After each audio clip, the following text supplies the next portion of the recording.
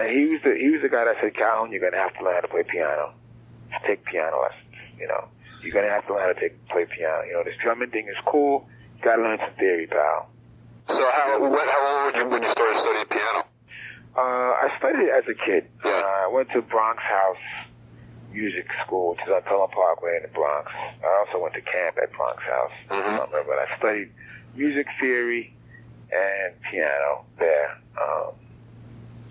It's in the Jewish community over there by Pelham Parkway, and it's a great opportunity for me to check that out because my sister took ballet, and one of my cousins, you know, studied violin and stuff. So we were all into the whole classical thing. I'll tell you what turned me off about it. I had this really strict Philippine teacher who was great, Miss Acosta. I'll never forget her.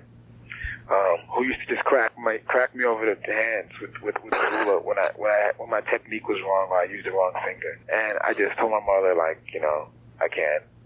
I remember one time I was working very hard on this piece, and I played it correctly. And my ring finger was supposed to play like an A flat, and my pinky, I played the piece perfect. One of my fingers was wrong, and she cracked me with the ruler. And I just snatched it out of her hand and cracked her back. It was a good for you. Bad impulse, a natural. It just infuriated me. And she ran out of the room, man. She called my mom, and she said, "Your son," you know. Her mother laughed on the phone. She told me, of course, years later that she laughed. But that was the end of my piano lesson because I said, "Mom, you know, you can crack me and it's okay. But she cracked me, you know, I can't get it. I mean, I played the piece perfect. If you would have recorded it, it sounded right. One finger was wrong. Just tell me, you know." Yeah. She was very, very. But you know, I love this woman. I loved, you know, she did classical concerts, and I would always ask her for front seats, and I was always there. And she's a hell of a player. Serious technique, and she was very serious about what she did. And I just found it too striking because she was Philippine. She was very little, short woman, and she played this massive piano and made it like roar. 9-foot Steinway.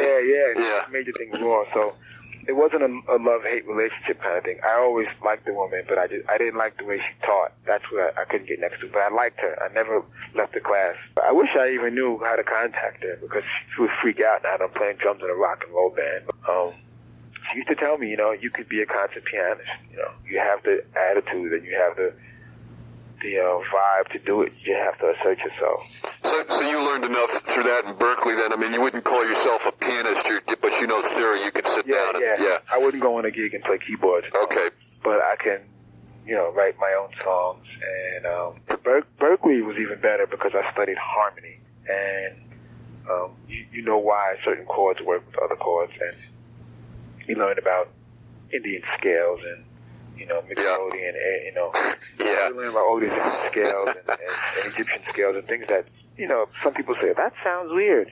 But if you study the chord and the music, you understand why the flats and sharps change in certain scales, you know.